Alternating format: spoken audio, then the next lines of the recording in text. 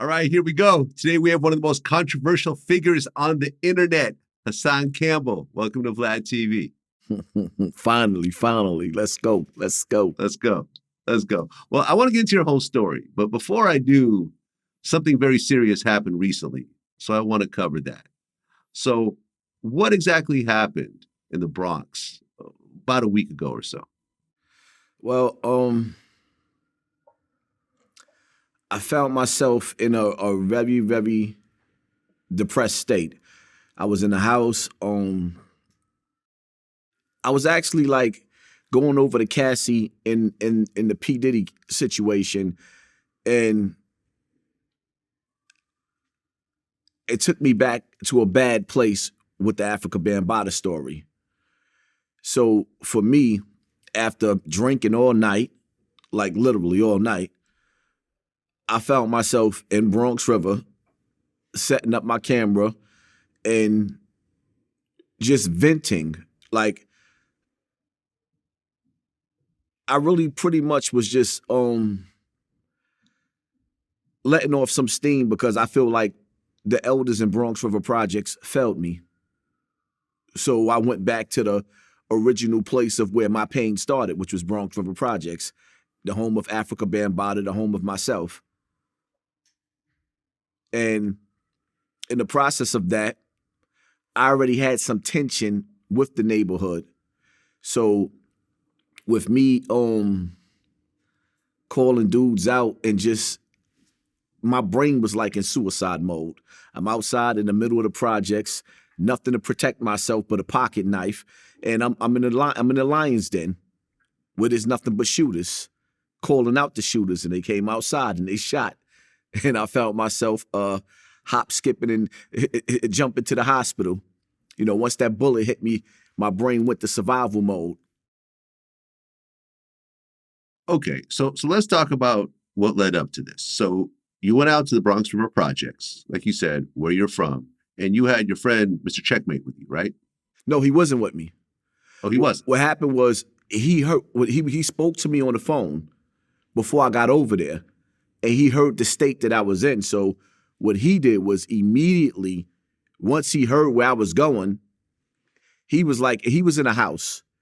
He had a stomach virus. He was throwing up. He had diarrhea.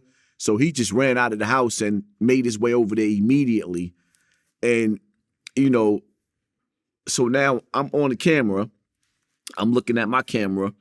And at some point, I remember him coming up the side of me, and he's like, yo, let's get out of here. And I'm still yelling at the camera. So he pointed in the direction of the shooters. And I looked and I faced them. And that's when it hit the fan. Okay, so I saw the video. So you're in front of the projects and you have your phone set up and you're screaming and you're really upset. And at some point, did someone throw a bottle at you? Yes. Somebody was throwing a bottle out the window, threw a few bottles. And see, now that's how you know I wasn't in my right frame of mind, because the way the bottle hit the floor, if that would have hit my brain, I probably would have been in a vegetable state coming from the higher up floors. So now I'm yelling, there's bottles flying at my head, and I'm not budging. And I'm like kind of saying, come outside. Don't throw the bottle, come outside. So, you know, as the bottles is being thrown, distracting me, the shooters is creeping up the hill. So now this is where Checkmate comes in, and he sees me, and he makes me turn and look. I looks into the direction. So now the bottles being thrown rather at me. Now I turn away from that. Now I'm actually seeing the shooters come up. So when they see me and they see him the way he was positioned, the way I'm positioned, from my reputation, they pretty much thought I had a gun on me. So they was hesitant to actually walk up. So what they did was they shot at me from halfway through the projects, like the top of the hill. Okay. And like I said, I watched the video and you were talking really reckless leading up to the situation, just to be fair. You were like, I'm going to go out with everybody, step outside. I don't give a fuck who got a problem. I'm here. I'll stab your ass to death. I'll throw your mother down a flight of stairs. I'll kill everybody. I dare you, etc., etc. Is that accurate? Absolutely. Okay. So when you were yelling this, were you yelling this at the guys throwing the bottles at you or the guys that were approaching you? Well, I didn't see the guys approaching me, but for the most part, in my mind, I was like, to be honest with you, it was like I was in a suicide state. I was in a suicidal state of mind in that state, not in the state that I'm in now. The alcohol took me to a dark place of me being molested and me just going through all of the emotions of the people in Bronx River abandoning me, never standing by me, never speaking up in a situation. Like, because we gonna get into how Bronx River is like Afrika Bambaataa was the boogeyman and the hero at the same time. And everybody used to whisper, keep your kids away from them, but they used to see kids with them and wouldn't snatch those kids away from them. Okay. So you're yelling at the dudes at the, in the building that are throwing the bottles, and you're daring them to come down and threatening to kill everyone and so forth. The guys start to approach you. Do you know who these guys are? They had masks on. Oh, they had masks on. Okay. And they shoot you while you're standing there or when you're actually in the car? While I'm standing there. See, that's the crazy part about YouTube, because everybody felt like that was edited. When they actually started pulling the guns out, for somehow YouTube just froze that whole part out during a live, and then it continued on when I got back in the car. I can't explain that. YouTube have to explain that one. Right, because the shooting part you're talking about is not actually on video. No. Okay. And was it 2 shots? I believe it was on 4, but the police only recovered 2 shells. Okay. So 4 shots get fired. You get hit in the shoulder? Right here. And the bullet traveled to my back over here, and that's where it was taken out at. Okay. Have you ever been shot before? Yeah, I've been shot prior to this. So when I was shot in the year 2000, I was shot before. And when I got to the hospital, when they did the x-rays, they was kind of confused because there was, more than one bullet. I actually have bullets in me, so yeah. Okay. So you've gotten shot before, so you've been through this situation somewhat. Yes. So once you get shot and you got your man with you, what happens to the shooters? Do they run off or do they want to finish the job? Well, after the shooter shot, it was two guys, one gun. Unless the other one didn't pull his gun out, they started passing the gun back and forth. And once I seen that, I'm like thinking to myself, like, look at these clowns. That's all I could think to myself. Like, they sent amateurs. These dudes couldn't even finish the job. You walking up on a dude that's 47 years old, fat, intoxicated, and screaming at the camera, ain't even looking, and you shoot from halfway down the block and don't even finish the job. Like, amateurs. I personally didn't even have no respect for them. I mean, this is supposed to be Bronx River here. Bronx River, the notorious Bronx River Projects. Okay. So you get shot and then what? You jump in your car, your man's car? Like, what happens next? Well, I jumped in my car and started going straight to the hospital. All right. So you show up at the hospital bleeding. Did you think it was possibly worse than what it was? Did you think like, I might die at this point, that the bullet's going to travel, something? Absolutely. Because my whole thing was, I guess when the bullet stopped, it stopped like in my back area, like close to, I guess, where the lungs is at or whatever the case may be, not too far from the heart. Those are major arteries where it stopped at, but it was more or less close to the skin. So me not knowing, but I could feel the pain. I actually thought that I was hit twice. Because I know it went in here, but because it traveled where it traveled, that's why I thought I was hit twice. So the first thing I was thinking is like, is my lungs going to collapse? Will I be able, I'm just in panic mode now, in flight mode, in survival mode. Okay. So you guys jump in your car and You go to the hospital, and you're still live streaming some of this stuff while it's happening. Yeah, I didn't realize that. I was actually trying to turn it off. Uh-huh. Okay. You get to the hospital, and they immediately operate on you? I gets to the hospital. They cut the clothes off, stop the bleeding, start cleaning the wound, and I didn't get the surgery until the next day. Oh, so you had a bullet in you for a whole day. Yeah, Okay. What was the pain like during that time? pure hell. Okay. And they finally do the operation, and they pull the bullet out, and you actually showed it, on your YouTube video. Yeah, see, a lot of people didn't understand, they like how he get the bullet because the nurse came in and took it out. She had the bag ready, but before she could actually do the surgery, when she was done, that's when the police officer actually he comes, he retrieves the bullet, and they takes it away. But before he took the bullet away, I actually got a chance to actually look at it. I was actually trying to figure out what caliber it was, but I wasn't sure. Right. Because at that point, it's evidence. Yes. Okay. And some people are saying that this whole thing is fake. It's all staged, but there's an actual police report. There's an actual bullet. You're actually in the hospital.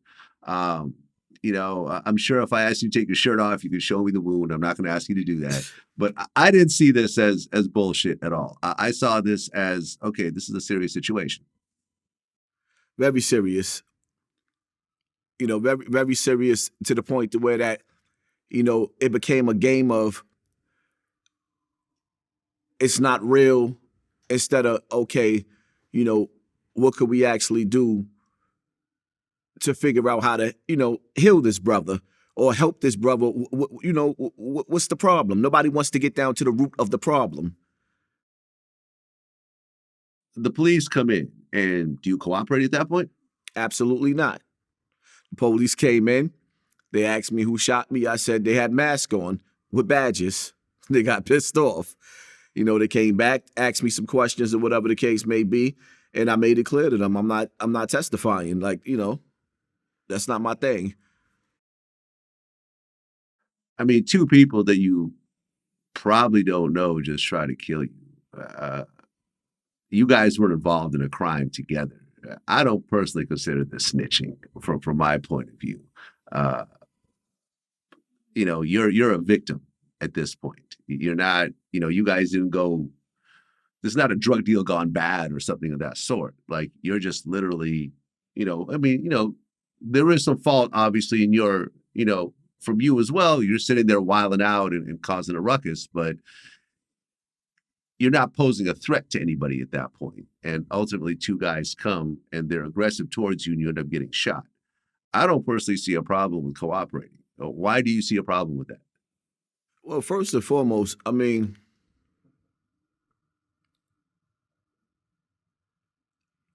I lived that life, for many, many years out of my life in the past. So for me to dish it out and not be able to take it, if you can dish it out, you should be able to take it.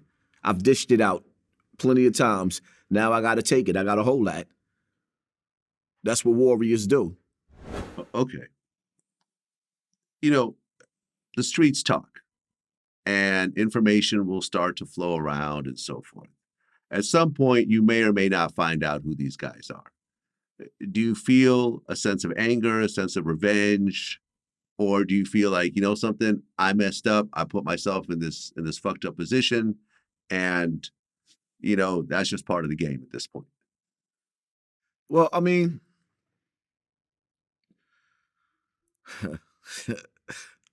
my whole thing is like this, right? New York is a small city. If I find out who did what they did, we'll figure it out. We'll take it from there. I'll see how I feel when I cross that road. But for right now, it's like, everything happens for a reason. Me personally, I feel like I kind of sort of like let my people down. I have a strong following. I let them down because I got caught up in my emotions, and I got to show them better than what I showed them. Because it's not about me being a gangster, me being tough.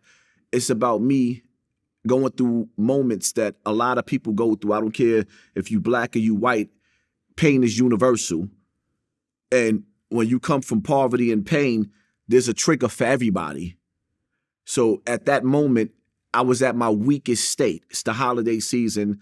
My mother wasn't around anymore. I was depressed and just going back into a deep, dark place of my childhood, it triggered that. So, it's not about me just getting revenge. It's just about the people understanding how somebody that's been in a similar situation as me, we can heal each other. Well, I'm glad you're okay. This is our first time actually talking, our first time, actually doing an interview, but I've seen you for quite some time and you do have a following and you do have people that actually support you, and not everyone's going to agree with you, and that's just life. Not everyone agrees with me either. But this YouTube shit is not worth your life, and it's also not worth being crippled and so forth. You could have gotten shot in the head. You could have lost your arm. You could have ended up in a wheelchair. You could have ended up shit bagged. You ultimately got somewhat lucky in this whole situation. You have to admit that to yourself. Absolutely. But see, at the whole thing to it is it's like, okay, so now we sitting here on Vlad TV, one of the best in the game. You are arguably the best in the game, and it's like now you leading down the path of questions where people can sit up there and say, okay, how can we deal with these situations in our community to as, because my whole thing is black people, we always have to go get the white hero. Because when it comes amongst ourselves, we ain't shit. Because the reality of it is so many black content creators swayed away from the original content of just being in a broken place of where we need healing. And instead of dealing with that is, he crashed out. Okay, why did I crash out? Let's get to the root of it. So we can, bring about awareness in the communities of the things that goes, that have us in this state, the state of mind that we're in. Because every time you see a young black boy in the street, 12 and 13 years old, picking up a gun and ended up in jail for 25 years out of his life, you have to ask, what caused so much anger that he wanted to take somebody's life? Where's this coming from? Okay, so let's talk about the root of what happened here. And let's start in the very beginning. So you grew up in these same projects that this incident happened, right? Right. Your background is it Mexican? No, African American, if that's what they want to call us. For some reason, Mexican showed up in my notes. God. You know how New York is. I mean, well, not usually Mexican, but usually a lot of dudes are mixed with Dominican or Puerto Rican and so forth. And your name is, your nickname is Papi. So I figured there was some Spanish descent somewhere. Yeah. Okay. And growing up, your dad wasn't around, right? Oh, he would pop up here and there. He was a dope fiend. Okay. And your mom had troubles as well. My mother wasn't on drugs. She was like dealing with a lot of sickness. Okay. And you had 5 brothers and sisters? 6 of us all together from my mother. Okay. And you described your upbringing as dysfunctional. Very. Explain. I mean,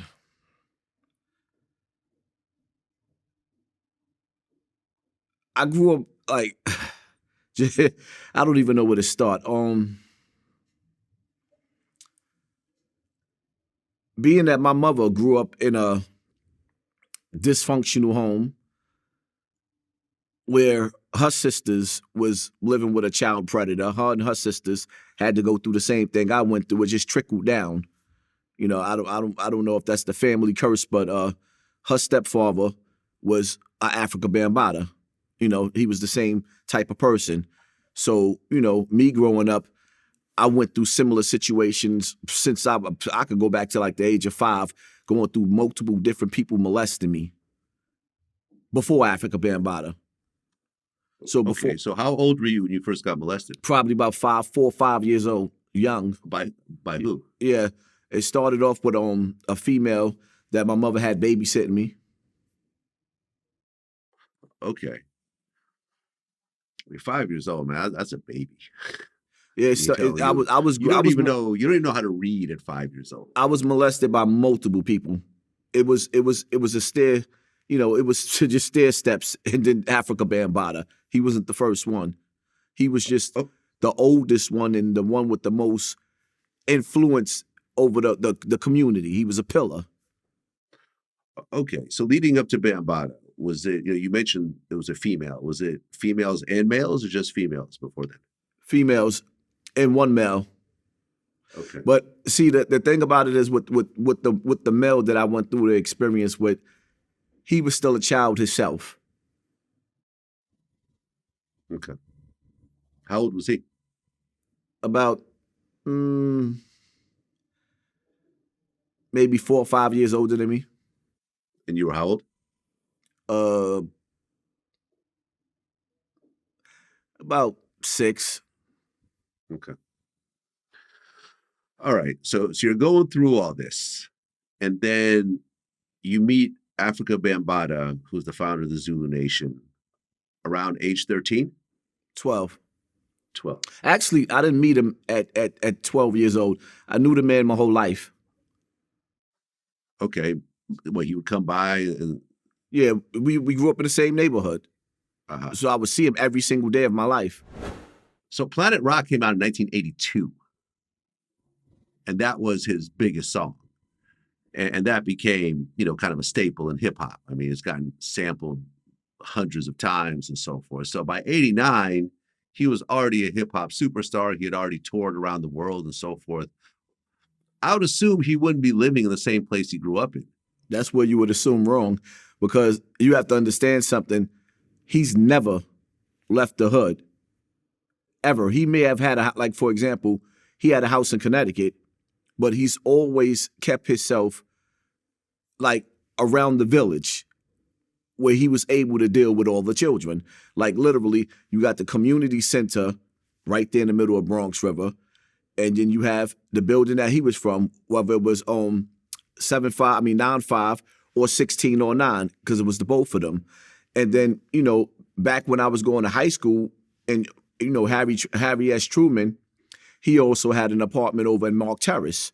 So he kept himself close where he was able to have kids come to his house. He's never left the hood. Okay. And the Zulu Nation, I mean, that was a very powerful entity in hip hop.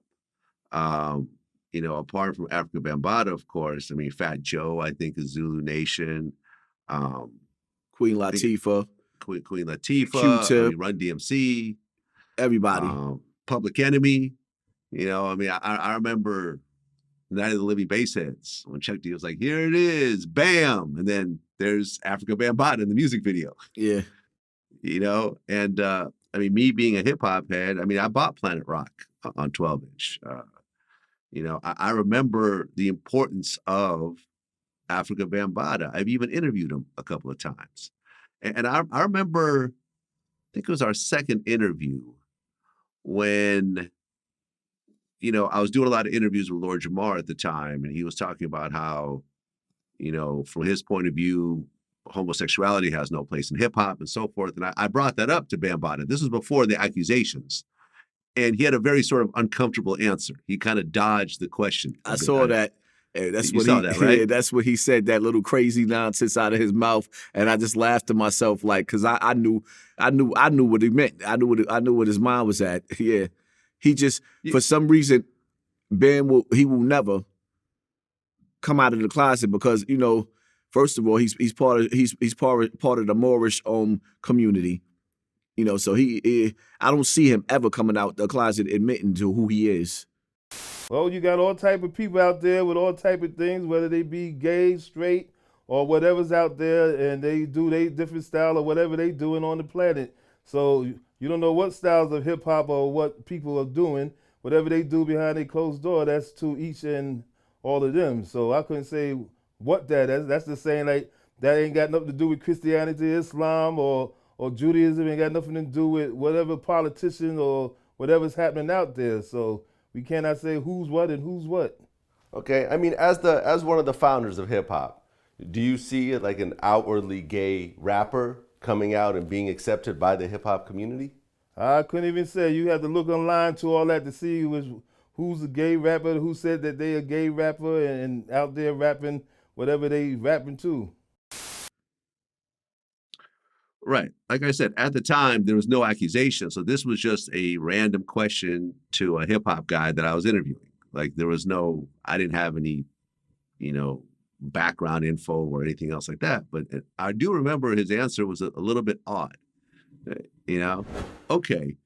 So you've always seen Bambaataa around, but then was it around 12, 13 where you actually got sort of involved in Zulu Nation and started spending more time with them?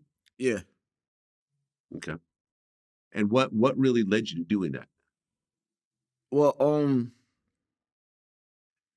see, growing up in Bronx River and being a part of the Zulu Nation, you had a lot of warriors that was part of the Zulu Nation. It was guys that you really, really looked up to and you wanted to be a part of them. It's almost sort of like the gang culture that's going on right now, but the difference was you had some killers in the Zulu Nation. You had some break dancers in the Zulu Nation. You had some rappers. Every once in a while you would see LL Cool J. You would see Ice-T. You would see everybody. So it's like now you got it's like right now going around Lil Wayne and Young Thug and all these younger ones right now. The kids is gonna go crazy. So now when you seeing, because it wasn't just so much about Afrika Bambaataa, it was about the family. Everybody in Bronx River was part of the Zulu Nation. Our parents grew up in the Zulu Nation, and it was the older generations. And now you get to see the warriors, and you just wanted to be a part of that. Like, for example, you don't really hear his name too much. B.O. was a big inspiration in my life that made me want to be a part of the Zulu Nation, and my big brother Jerry. These were dudes in that time that were strong, real strong brothers. Okay, so you started hanging out with Afrika Bambaataa. You're 13 or so at the time, and you said he was like a father to you. Right. And you didn't have your father around. He was in and out on drugs. Right. Okay. So at what point did it turn into just an innocent relationship to something going wrong? Yeah, where do I start with that? Is him being in the house, coming with the tapes, the VCR, the Vaseline, the porn, and it's like, oh, okay, this is getting weird. Like, I'll give you an example. What one day when me and Eric was there, and we in the office / workout room, the room next to the bathroom, 1609. So we in that room, and it's a weight bench in there, and me and Eric, we working out. We on the bench pressing. Bam comes in the room. He got the Polaroid camera. And now he's convincing us, oh, look at those muscles. So now he gassing us up to take our shirt off so we could flex our muscles. And when he walked out of the room and he started doing the clicking, he clicking with the camera. Me and Eric, we looks at each other, and he was like, "Yo, you seen that episode of Different Strokes when Arnold and Dudley?" And it was the same situation with them, So that takes you back to one of our experiences with Bam. This is what he do. Okay. At what point did he actually start to molest you, though, after showing you the tapes and so forth? Absolutely. At that point, he started to actually... He follows you in the bathroom. Now, when you go in the bathroom, he got to go in the bathroom with you, and he's peeing at the same time. It's like he's incredible. Now, he's timing you going to the bathroom and pissing at the same time when he's pissing. Then he comes with the young men is supposed to jerk off, and then he leaves his room door open with porn playing, and he might walk out and then just have you sitting there. And then he leaves you with the porn playing. Then he turns around, and this is what how you really like. He's bugged out. and you realize how sick he really, really is, especially when you think back. Now, he has books, and in those black books, people you never think that you would ever even expect is in those books, butt ass naked. And when you look at those books, you actually looking at stair steps of the older generation before you in those books, and him catching all these guys at a young age. Okay, are these people that we know about these days? Well, some of them probably. And I know in the past I done threw names out, and I said I'm gonna try my best not to really, really call people out. But you know, in the streets, woo-wee. Like, yeah. I mean, the reality of it is, it's like this in Bronx River, and a lot of people don't want to admit it. One day, there was a fight, and I said this in my video that Star had put up. One day there was a fight going on. I believe it was a Roy Jones fight, and there was like 50 dudes inside the apartment watching the fight. So when I come in, I'm the last one to come into the fight. So somebody said to me, they was like, all right, Bam done tried everybody in this room. What'd he do to you? Then the whole room bust out laughing. I started laughing with him, but later on, I was like deep in thought, like, this nigga got me. But the truth of the matter is, a lot of the people that, you know, in Bronx River, if it's 10 people in a room, Bam got 7 of them. I mean, look, if you're gay, especially if you're a celebrity, you could find a boyfriend or you could find a man that's willing to do things with you. You know, I mean, being a celebrity puts you in a different kind of place when it comes to relationships. Why do you think that he was focusing on young kids as opposed to just finding someone who's 18 or older? Because that's the whole key to it. It's like I tell people all the time, when that man go to sleep at nighttime, he doesn't have a boyfriend that he's going to sleep with. It's always a child. And I'm not going to say that he's not into, you know, grown men, but the reality of it is his history, his timeline, it's always been little boys. He's always kept little boys around him, sort of like Michael Jackson. It's always little boys around. Okay, well, outside of you, there's been other people that came forward. A guy named Lord Sharif said that he personally witnessed inappropriate behavior between Bambaataa and young teenage boys. He also said that, you know, other members of the Universal Zulu Nation were fully aware of this. And then there was a guy named B Stinger who came forward and talked about it. And I remember at the time that this was all happening, Bambaataa's initial response, was B Stinger the first one to really talk about this, or was it I was the first one. I came out on Facebook. After I came out on Facebook, Muhammad Stanley Bell reached out to me. He's pretty much control of the Zulu Nation security. He has the Zulu Warriors security company, which I used to be a part of. He reached out to me. They just started the company, and he was like, "This is looking bad. It's hurting the company." So after a few hours of that going viral, I took the video down. But you know how the internet goes. Somebody's always going to grab it. Somebody grabbed the video, and 6 months later, I wakes up. I get a phone call from a brother, very strong brother. He was like, "Yo, they talking about killing you." I said, "What is you talking about?" He said, "Look at the newspaper." I looks at the newspaper. It's B Stinger all over the newspaper. Yeah, and I remember at that time, like I said, I was doing interviews with Lord Jamar, and Bambaataa's response was, "I don't know who this B Stinger guy is. I've never met him before. I don't know who he is." And Jamar was like, well, that's not true, because I've, you know, personally seen B Stinger and Afrika Bambaataa together many times. He was in the studio together, et cetera, et cetera. So from Jamar's point of view, he was like, okay, I'm not believing Bambaataa's stories at this point. And, you know, I believe, the victims. And at this point, how many people have come forward and said that they've been molested by Bambaataa? I mean, besides you and B Stinger. About 7 of them. Okay. He's actually currently running from the courts right now. There's a John Doe who because everybody think that I'm the John Doe. I'm not the John Doe. There's a John Doe that's actually coming out on him right now, and Bam hasn't been showing up in court. He's missed every court date. Is this criminal or is this civil? I believe both. Okay. I could be wrong, but it's definitely civil.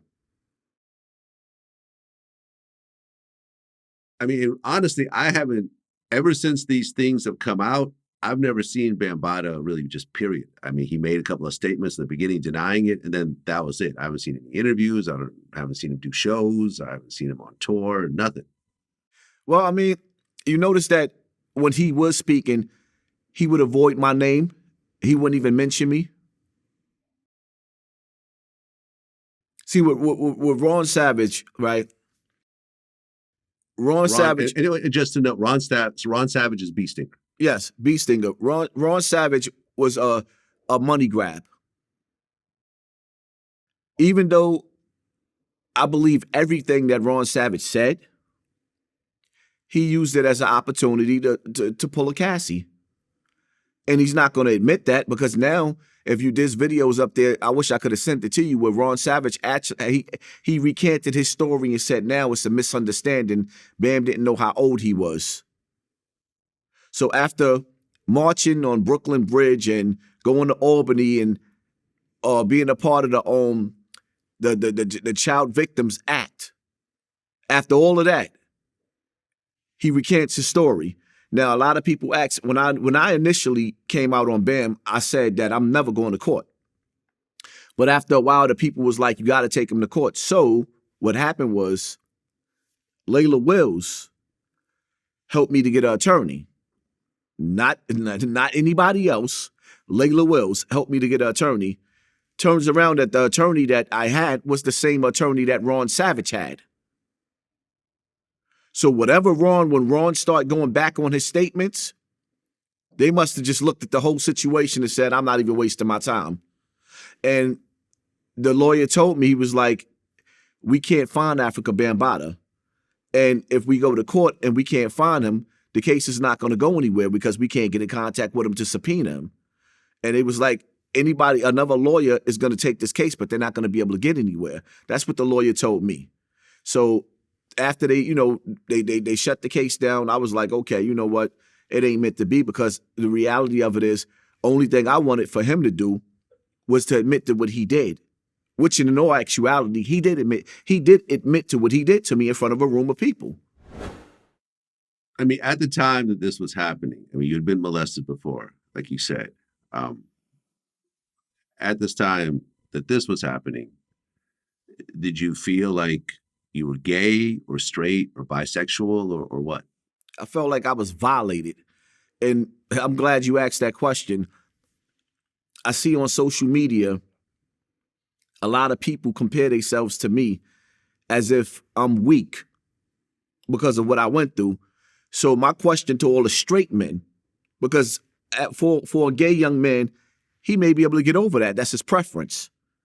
But when you have to wear the title of homosexuality and you're a straight man, how do you get over the wicked thoughts of a grown man violating you the way he violated me? I wish the people who sit up there, and brag about how they done went through the worst of the worst in life, put yourself in my shoes. I ask you, if Bambaataa put his pickle anywhere on your body, can you live with it? How do you adapt to that? How do you get over that? How do you not sit there and have a drink and then fall deep into those thoughts and not crash out? I mean, therapy would probably help. But if you could find a therapist that could actually erase those nasty thoughts, please. Now, listen, I've never gone through anything like that. I was lucky. I was never molested as a child. I was never around people that molested me. My parents were ultimately good parents. I know people this has happened to, but I feel lucky that I managed to have an actual childhood without having to deal with this type of thing. And I'm very sorry. And like I said, there were so many accusations, and at this point, so many lies coming from Bambaataa saying he doesn't know this bee stinger guy and so forth, that I'm confident in what you guys are saying is true. And as an Afrika Bambaataa fan, I mean, this guy is known as the godfather of hip hop. Kool Herc was the inventor of hip hop, but Bambaataa was the godfather. And it's, as someone that's listened to his music, that's interviewed him multiple times. In fact, now that I think about it, when I was a DJ and I was on tour, I was in Belgium, he just happened to be there. And we all hung out. I remember him DJing at the club and actually pulling me aside and saying, "Oh, yo, are you the DJ Vlad that did this reggae mix?" Because I play it all the time. And I remember at that point, that was like one of the highlights in my life. I'm like, "Oh shit, Bambaataa is playing my shit. Goddamn, Bambaataa is playing my shit." And then we all had dinner together and everything. And I'm a grown man at this point. See, I'm like 30. So that's how you got around it, because my next question to you is, so he didn't invite you back to the hotel? No, not at all. Not at all. We had dinner.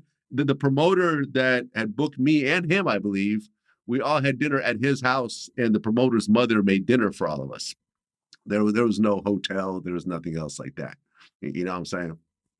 I mean, I'll be honest. I mean, that's exactly what happened. I've never, this is why to me this was such a shock, because my experiences with Bambaataa have always been, good. It's always been front and center. But then again, I'm a grown man, and I'm also straight, and you know what I'm saying? Like, it's clearly I'm not his type. See, that's the most dangerous thing about Afrika Bambaataa is if you could take away the fact that he's into children, he would probably be one of the best people that you ever met. Yeah. Like I said, I've only had positive experiences with him.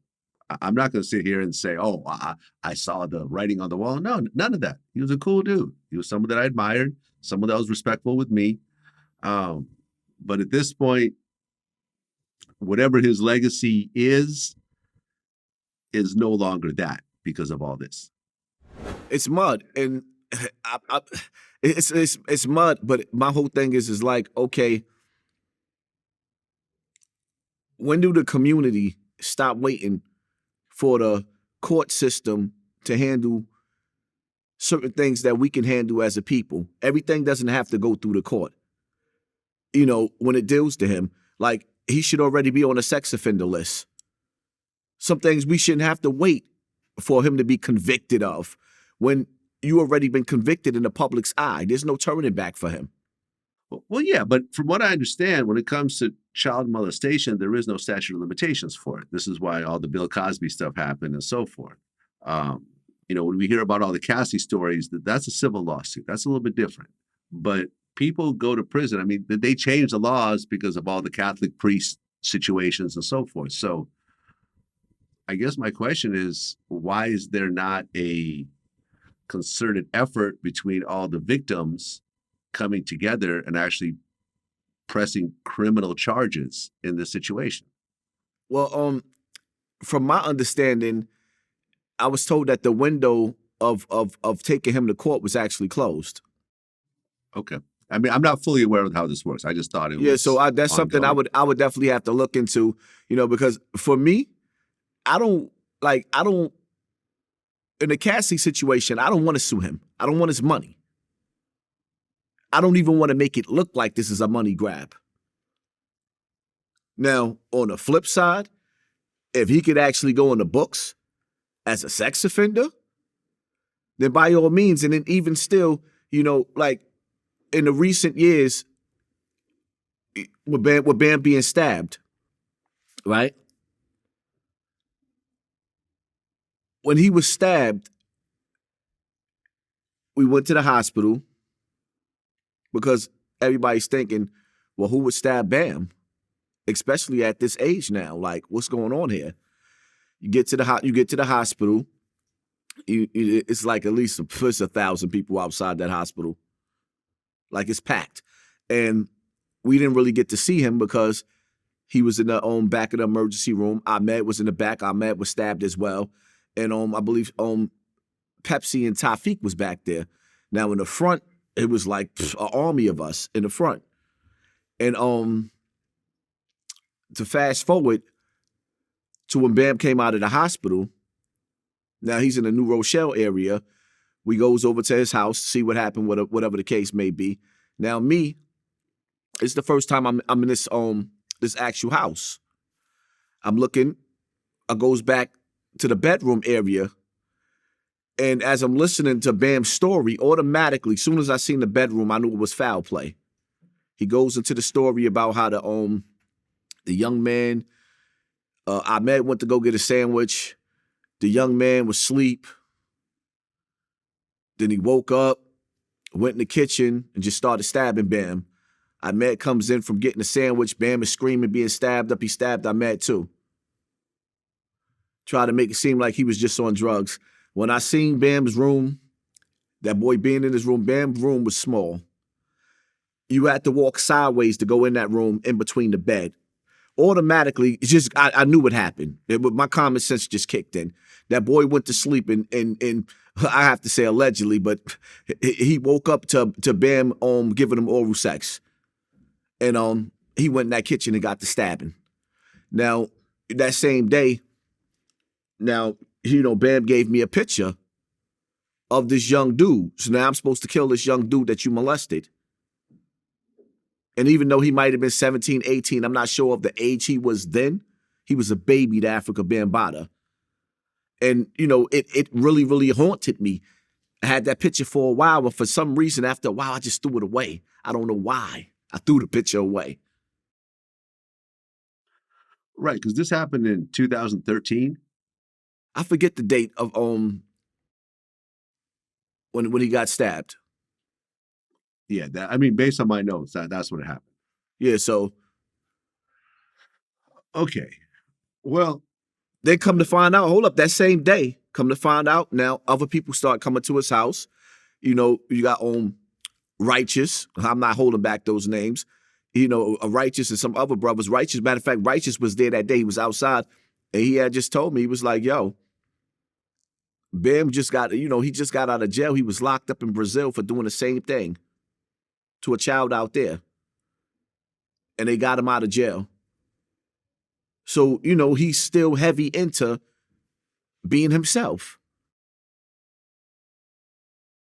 Right. And I think at this point, the Zulu Nation has separated itself from Afrika Bambaataa, right? Absolutely not. No. Okay. Absolutely not. That's why you got to ask yourself a question. When you see Ron Savage, right? And images, I'll send some of them to you. You'll see Ron Savage still with the Zulu Nation, hanging out with them at clubs. And I'm talking about some of the founders of the Zulu Nation after he just destroyed them. Around age 18, you got into your own situations. Right. Now, at one point, you shot somebody named Max. Yeah, that was attempted murder I was charged with. Okay, what was that situation about? Well, Max. Max, it was pretty much a situation where me and my boys was walking down the block. Him and his boys was on the opposite side of the street. Max was up and coming at the time, and he was real ignorant, and he was real disrespectful, real challenging, and we got into a situation where he sat up there and he said he was going to kill me, and he ended up on the opposite side of a gun being shot, and the next day after that with Max, I believe that was on maybe September 5th, 4th or 5th or 6th, one of them days. The very next night, I went on a run for a murder case. So I had a murder and attempted murder case back to back within 2 days. Okay, so you shoot this guy Max during an argument. He survives. You go on the run, but then what happens with the murder? Actually, I didn't. Yeah, I was on the run. So the very next night, I'm hanging out in Boston Secor. And I gets into it with a guy that I went to Truman with, dude named Javon. And me and Eric was hanging out. Eric was my co-defendant. We hanging out over there, Boston Seacor. We hanging out. Javon pulls up and he started talking real sideways. And in the process of him talking sideways, I was ignoring him, acting like I ain't hear him. So him and Eric started arguing. And in the process of him and Eric arguing, Javon, his words was, nigga, I'm catching bodies. Eric said, what? He said, nigga, I'm catching bodies. I'm putting niggas in the casket. So when he said that, I just grabbed Eric, saying nothing else to talk about. We jumped over the fence, went upstairs, and we left. Now, when we went upstairs, Javon's older brother sent some dudes upstairs that knock on Eric's cousin's door over there and said, come downstairs so they could squash the beef. Instead of them squashing the beef, we gets downstairs. Now we surrounded. So now when we sitting up there surrounded, they talking real crazy and greasy, yeah, because this could happen and that could happen and blah, blah, blah, whatever. Police comes by. During those days, the police they had the jump out boys. So when the police went by, everybody started scattering. And when everybody started scattering is when me and Eric we didn't have nowhere to go. So now we stuck there. Police drove off. So when the police drove off and the police was gone, now everybody started coming back to us, And then between that's when the situation took place. And out of respect for the deceased mother, I don't really want to get into all the details of whatever the case may be. She lost her son. Right. You actually apologized to the mother of the person you killed. Yeah. Okay. At that very moment, how did it feel? I mean, number one, did you know that he was dead? Absolutely. Okay. How did that feel to know you just killed somebody and there's witnesses around and so forth? I mean, my whole life went upside down, but for the most part,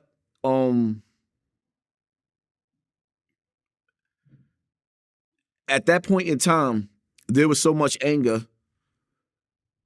If the police didn't lock me up when they did, I would have been in jail I pretty much would have probably been a serial killer. If I didn't go to jail when I went to jail, it wouldn't have made me know. It was too much anger. Okay. Now, you claimed at one point that after that shooting, Afrika Bambaataa was the getaway driver with you? Yeah. Yeah. Okay. So you called him Bambaataa and he picked you up and took you away? Yeah. And him and Ahmed, yeah. And see, that's why this is why when I first came out with against Afrika Bambaataa, they labeled me as a government informant. So I called Ahmed on the phone and I told him, I said, y'all got 24 hours to give me a public apology. Or if you're going to make me into a rat, then what I'm going to do is I'm going to go into the precinct and I'm going to let them know that you was the one that was the getaway driver in that car that, that drove me and Eric up out of there. Just to set the record straight, Eric beat the case on trial. They broke it down to manslaughter, broke it down to assault in the first, and I copped out to assault in the first. I had 3 years on Rikers Island. I copped out to a 1.5 and a 4.5. So I'm not even convicted of murder. It's actually assault in the first. But it was a murder case that they broken down so that they could convict me. Because Eric beat it on a separate. The lawyer said it would be best for us to separate our case. So Eric beat it at trial and I copped out. Well, if Bambaataa was a getaway driver, there's no statute of limitations when it comes to murder. And, when you look at, for example, the Keefe D situation, 27 years later, it's kind of the same thing. Can he technically be convicted of being a part of that murder, even today? Why you think I kept saying to everybody, if I wanted to put Bam in jail, he would be? This is exactly why Bam doesn't play with me. So when people be like, oh, he's a government informant, no, you got to understand something. I was knee deep in these streets, and Bam played a big part in my life in these streets. Well, I guess what I don't understand is you get into the situation, you call Bambaataa to help get you out of there. Bambaataa gets stabbed, you show up at his house to support him. But if this is the dude that molested you, why would you ever be around him, period? Like I can, from my point of view, I would never want to see a person like that ever again. And if I did, I'd probably want to do something to them when I was around them. Well, I mean, there was a time where, and me and Eric laugh about it now, when we came home from jail, I was groomed. I was around a bunch of child molesters that molested me. It's like, you know, when I say to my family, they talk, like my Uncle Bo, for example, right? He never molested me, but he always found himself masturbating in my bedroom with me and my sister in the same room. And it was like, we done told the family, done screamed out 1,000 times over, Ma, he's doing it again. And you talking about we're kids here. This is how I was groomed. It's like when you watch the comedian, I forgot which one it was. I think it was Chris Rock, and he talks about how we all got that family member on Christmas and Thanksgiving. He's in the living room and he done touched all the kids. It's really true. Damn near every black family has one. So how long after the shooting do the police catch up to you? I think I got locked up somewhere around October. It happened in September. My birthday was September 3rd. I was on the run by the September 6th. I'm already on the run. Okay. And ultimately, you end up getting 3 years for this whole situation. 1.5, 4.5, yeah. Okay. And you were in Rikers. Yes. I mean, we're talking about, this is the mid-90s. What was Rikers like during that time? Gladiator school. This is the era where the Latin Kings and the Nietas was running really, really strong. And if you wasn't Latin King and Nieta, you was getting cut. This is the early stages of the Bloods, when it was only a handful of Bloods. Like, it wasn't like how it is now, where if you was black, they would say that you was blood and you would get cut. So if you was actually blood, you had to really, really live that. You had to be a gladiator for real. You know, now the Bloods are the majority, but in those days it was bad. You know, we had in those days it was so bad to where that you was damned if you did or you was damned if you didn't. If you cut somebody or you got it on, then you had to deal with ERU, the turtles. Them dudes got paid to work out, and they carried wooden sticks with metal in the middle, and they would whip you out. It was real on the battlefield then. Yeah, I've heard about the Ninja Turtles in Rikers Island. I think Tony Yayo was talking about those guys. Oh, man. Woo-wee. Okay, so you get out in 97? Yes. And you're 21 at the time. Yes. So you were a teenager going in, essentially. Pretty much. Yeah. And you come out at age 21. And I guess you accidentally mentioned the whole Bambaataa molestation thing to your mom? At some point. How did she react? It was a cold silence. It was a cold silence.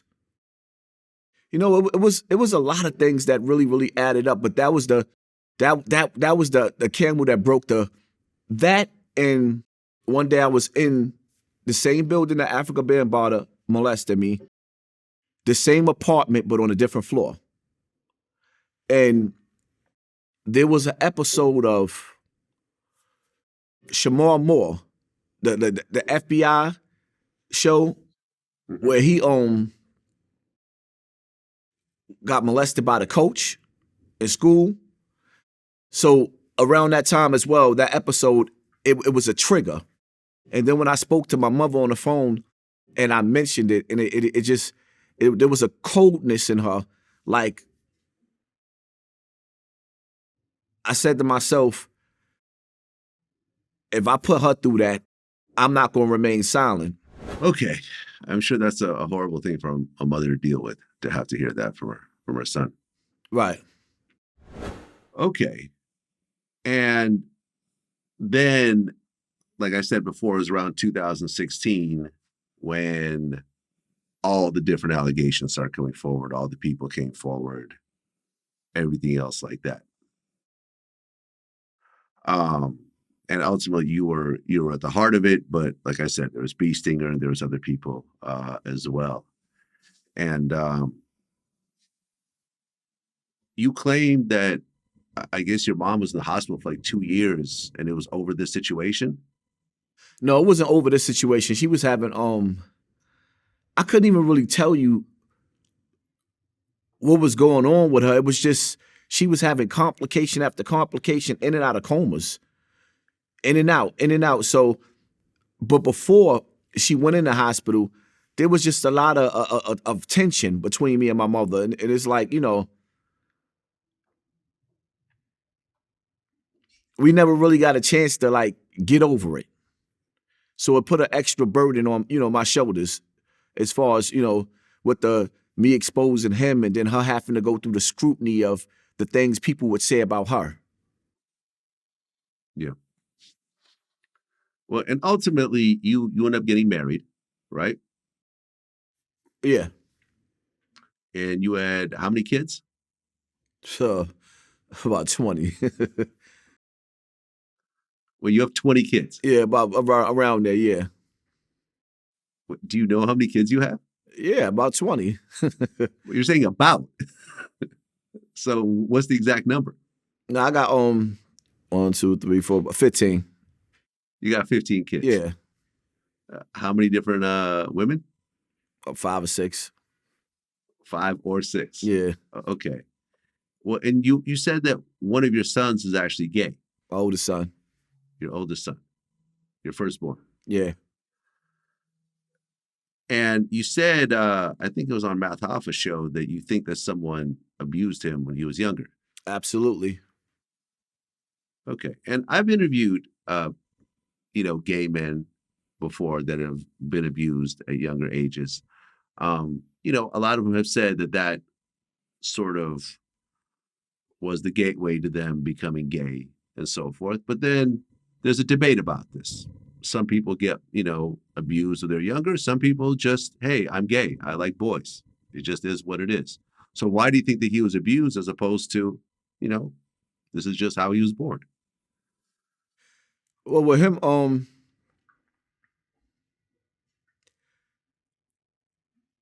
I feel like he was groomed into that.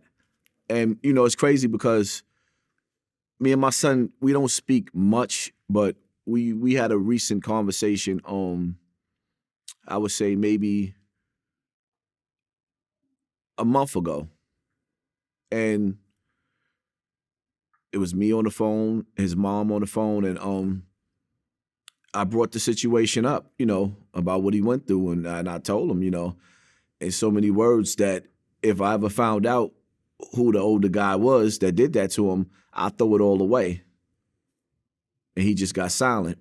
Me knowing my son, he loves his father more so now than, we have more of even though it's awkward because he doesn't come around because he's a cross-dresser. He like that. So he doesn't come around because he know I don't like it, but at the same time, it's my son. And he's not going to tell me, yo, Dad, this is the address, this is who it was, because he know there's nothing on this. I'm not calling the police. I'm not trying to get a lawyer. I'm just going to do what I do. Because that, I can't help what happened to me. But him, I was his father. And whether I was in jail or whatever I was going through with his mother, that was my responsibility to protect him. So, that's in my hands. Well, around 2020, is that when you launched your YouTube channel? My YouTube channel was around the time when I exposed Bam. I had it, but I never really wasn't really active on it. And then the first see what it was is after I did the maybe Star and Doggy Diamonds and Sinetta TV, and it was like there was so much more happening. So I would just post little things on my YouTube, and from there, I didn't even know I could be monetized for the first 2 years, I think. Right. And you covered a lot of topics. I'm sometimes the topic from some of your old videos. Yeah. Well, my name has popped up. I mean, you've spoken about me. I don't remember you actually dissing me or anything else like that. But so I sometimes it would come across my feed. I watch. I'm like, okay, cool, got it. He's doing kind of what I do in his own type of way. And you start to build up a national following. You're like close to 500,000 subscribers now. Yeah. At one point last year, you did a podcast with Tekashi and Wack 100. Right. Why did academics put the three of you together? I think it started off with me and Tekashi first, because before I even spoke to Ak, Tekashi, he found me on YouTube and he reached out to me, and then he started telling academics, yo, this is YouTuber that's coming up and I think he's better than you. That's what he told Ak. So Ak reached out to me, and eventually Wack 100 reached out to me, and next thing you know, I guess Wack kind of in the beginning kind of like took a liking to me because of how controversial I was, and I was going at all these New York dudes. And the same with Tekashi, he had his issue with certain guys, and I was, going at certain guys. So it was like there was no fear there. So I guess he liked it. Okay. And after that interview, you and Wack 100 had a phone call, and you ended up recording the call and leaking it out. Yeah. Okay. So I've heard you mention a couple of times, Vlad TV is one of the biggest platforms. I don't know why they've never had me on. This is why I never had you on, because of that phone call. I've had that done to me multiple times, and I think it's grimy, to have a personal phone call with somebody and have the person secretly record it and then post it publicly. And I'm just being honest with you. You said that there's a gay sex tape and shit like that. Yo, Vlad, one thing you better not never do is question what come out of my mouth. You worth a lot of money. Mm-hmm. I got $5 million. You want to bet? I know. Hey, I'm not going to bet you. No, I'm not Black, going to bet you. Fuck it. Let's break it down to me some punk million. I got $1 million. Okay. Do you want to bet? I'm not going to bet you. Vlad, but no. Because you said, right, and it didn't come out of my mouth. Hassan Campbell recorded the conversation and released it. That's where it came out. It's only because of me that the damn tape still ain't came out today. And all these fake dudes, your guy, Big U, who begged me to release the tape, who begged me to attack Nipsey's goddamn estate. And I got it on the phone. I blow this shit up, but I know you fuck with him, right? Shout out to Big U. Right? I'm cool with Big U. Yeah, but don't matter. Facts is fact. To attack the Nipsey Hussle estates because for his 30%, I said, yo, bro, he was just alive. You wasn't dealing with that. Wack, let me slide it to you. You go at it. I'm not doing it. Release the tapes. I'm not doing it. But anybody want to challenge me to these tapes? You notice that the first baby mama who's starring in these tapes has never one time said Wack 100 is lying. I didn't want it to come out. Hassan Campbell released it. Right. They asked me about it. Well, I come from a Paru, what you say once, you say twice. So when they asked me about it, what you want me to say? No, I didn't say it. I'm not finna do that. This is what it is. Absolutely. Why did you do that? Because Wack 100 was one of the most wickedest, foulest dudes that I've ever came across, and I knew he was playing me the whole time. Like, when you listen to the phone conversations and the things that he was saying, some of these people was his friends. When you sitting up there and you telling me how you set Oscar De La Hoya up, and I'm thinking to myself, like, who does this? That's not my style. I don't move like that. Who does this? So you set Oscar De La Hoya up. You sit up there. You got a sex tape on Nipsey Hussle. I knew the whole time Wack was playing me. I'm a street dude. Now you ask yourself a question. I've been on the phone with a bunch of A-list celebrities. You've never seen me do that to anybody else. So now, me talking to him and me listening to him in the foulness, right? Because nobody brags about being foul. But when you listen to those conversations that I taped with him, he was all the way foul. And I said I would never play those tapes, right? There's only one other person that I taped, and I never put that conversation out because we was going through an argument. And he's a tough guy. And I'm not even going to say his name because I wanted to make sure that he would never sit up there and say that he was just talking to me in the kind of way over the phone because I ain't scared of him. And we was going back and forth on each other. But outside of that, never released no conversation, never taped anybody. It's not my style. But for some reason, I had somebody in my ear telling me like, yo, you need to record him. And it went against who I was, and I recorded it. And sure enough, now if I wouldn't have recorded him, niggas would have never seen how foul he was. Look, me and Wack 100 just did an interview, but for 10 years we had some level of beef. You know, I didn't rock with him. We had a situation 10 years ago over the phone where, you know, we talked about in our interview where he started talking crazy to me, and I'm like, yo, I'm good. So at that time, me and Wack were not in a good space. But even though we weren't, I was still like, I don't like this. I don't like the fact that someone's getting secretly recorded and the situation came out. So like, for example, my interview that I did with him that's going to come out, I think tomorrow, I don't know, Sunday. We talked about that situation. I'm like, oh, okay, you accused Nipsey Hussle of being gay. He goes, well, no, I didn't publicly say it.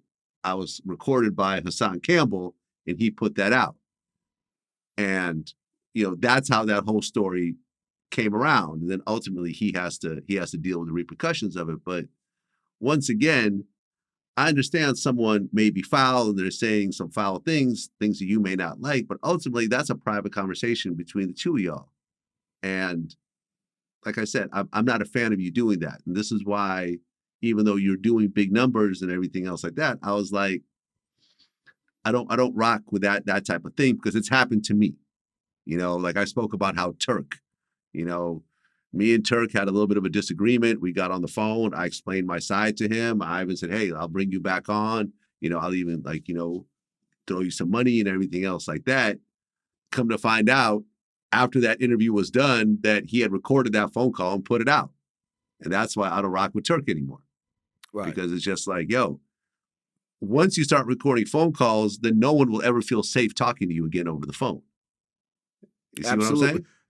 I absolutely agree with it. And if I was on the opposite side of the screen talking to myself, I would feel the same exact way that you feel. I do not agree with people recording people's phone conversations. Absolutely not. But that was the one time where I felt like it was just necessary dealing with who I was dealing with. Wack is the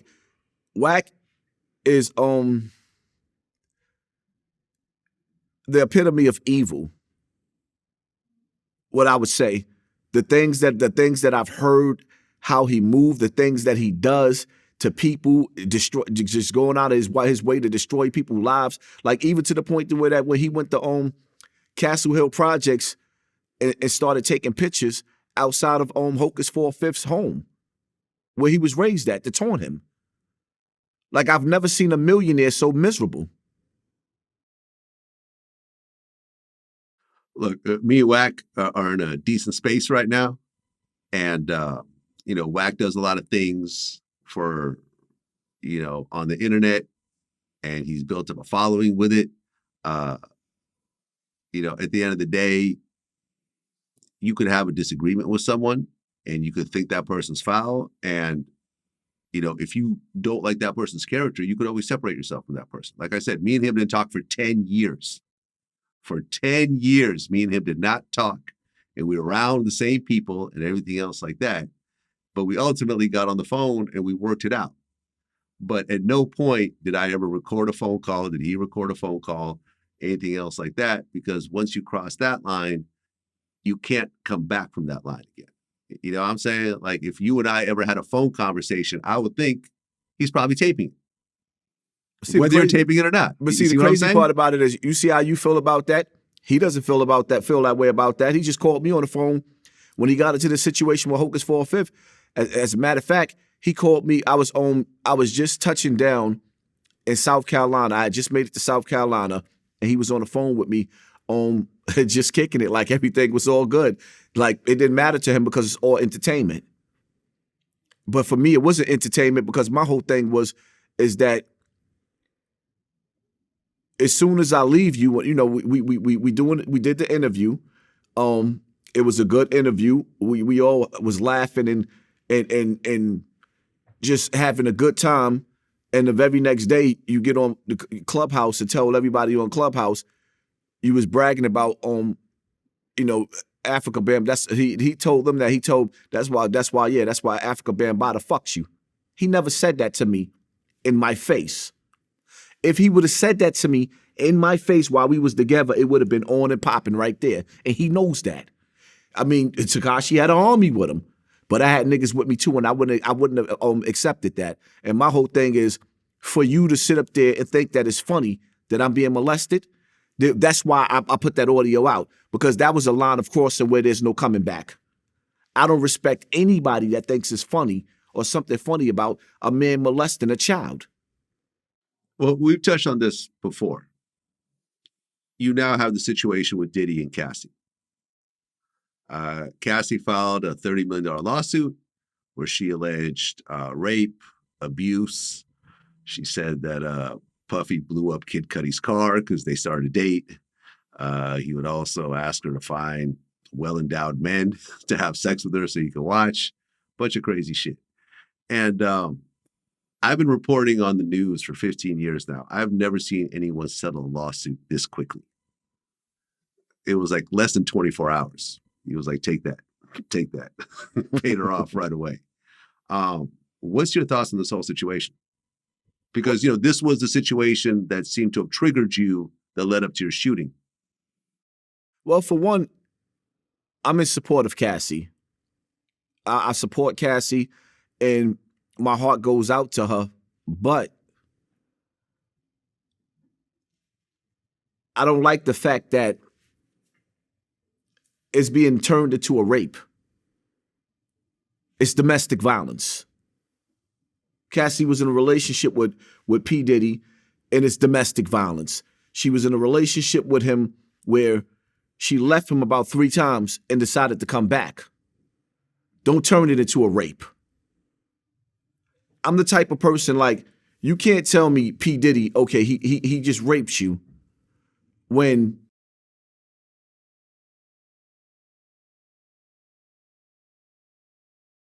when in the paperwork, right? I listened very carefully. She said when she first got with P. Diddy, when he kissed her, she started crying. I felt that because I'm like, okay, so now you just made a conscious decision as a teenager to be with a man that's old enough to be your father, which is disgusting. Most females are not attractive to older men like that unless you have money. And I tell guys all the time, you get with a female too young, sooner or later, she gonna start looking at them boys that's her age because your old ass gonna look nasty to her. You're gonna start looking like her daddy. So when I listened to that, I realized that she made a conscious decision to be with Puff. When he kissed her, she cried.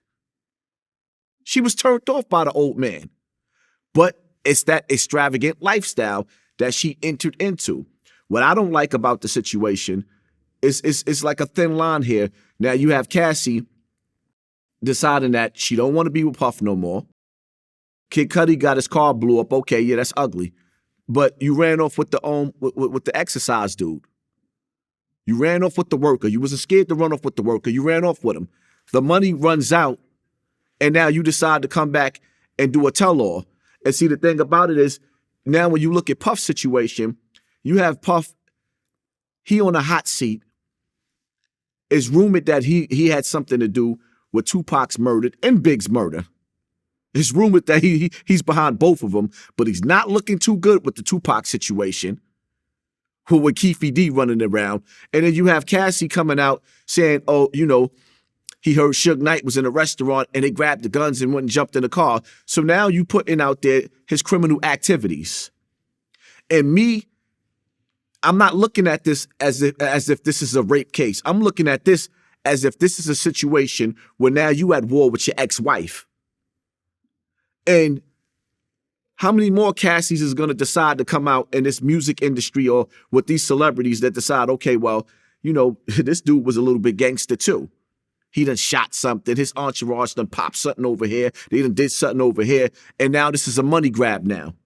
Because we've never seen a settlement come so fast in the history of anything. This is like, what, less than 24 hours?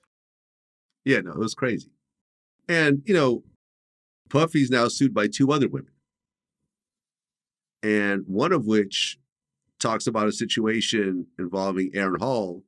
And suddenly my interview with Aaron Hall pops back up, where Aaron Hall goes on this tirade and says a bunch of shit, and one of which is, Puffy seen me fuck.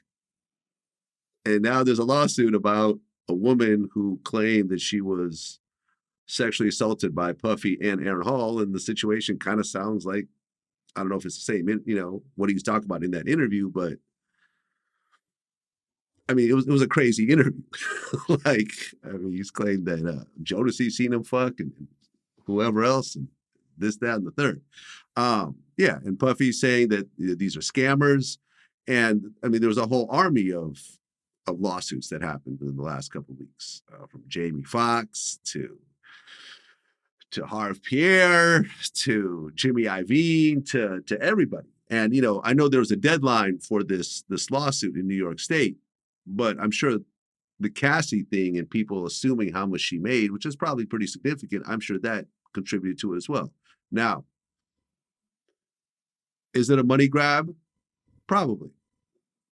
Was she abused? Probably. Both can be true. It doesn't have to be one or the other. But at the end of the day, for me, situations like this bother me because if these criminal activities actually took place, why was there no police record of any of them? All of this is a civil lawsuit. Every single part of it. And a civil lawsuit is much easier to prove than a criminal lawsuit. Civil lawsuit is 51%, more likely than not. A criminal lawsuit is beyond a shadow of a doubt, 90, 95%. So did it happen? Did it not happen?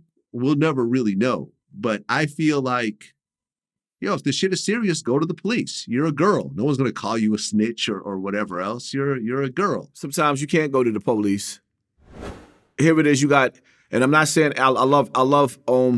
Well, I used to love Aaron Hall too. I heard his baby mother speak, but when you got a guy like Aaron Hall, this was R. Kelly before R. Kelly. Well, Gloria Velez said that she started dating Aaron Hall when she was 16. Right. And that was never really denied by anybody. You could just see the age of the child and do the math. Right. There are a couple of versions of Dru Hill's very first single, Tell Me. Yes. One version is from Aaron Hall. I was actually in the studio when he recorded that. We just started dating. You are live. I swear to God, I was 16. It was a lot different. He was like, telling me what you want. He's saying he was angry. It was a lot going on in the studio. You could tell. That's frustration. That's the way it sounded. So when you got a guy like Aaron Hall and you have a female now, so you got P. Diddy and you got Aaron Hall in a hotel room or wherever they was at, now you have to explain to your boyfriend at the time how you ended up in a hotel room with 2 dudes running a train on you. Sometimes that be the reason why these females don't call the police, because they can't tell their significant other that they allowed themselves to be in a situation like that. Now you have to explain this. Yeah. Or it was a girl who wanted to have sex with Diddy and Aaron Hall because they were both superstars. And there's lots of females like that. You know, listen, I was a DJ. I mean, I'm DJ Vlad. Like, you know, I have female fans. You know what I'm saying? I've always had them. Ever since I became a DJ, I would go on tour and, there'd be girls lined up after my performance. Not everyone who has sex with someone is assaulted. There's a lot of women who want to get with these guys.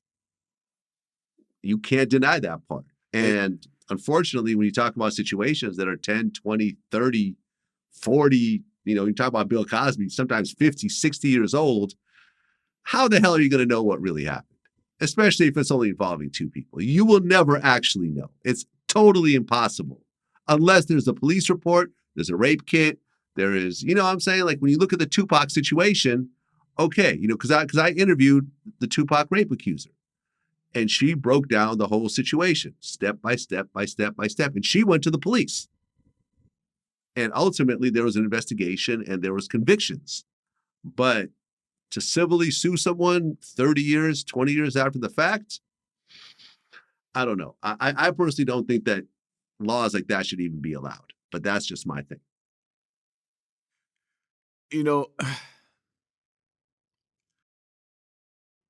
It's kind of hard because sometimes in a situation, the girl may have wanted to sleep with Aaron Hall, but in the hood,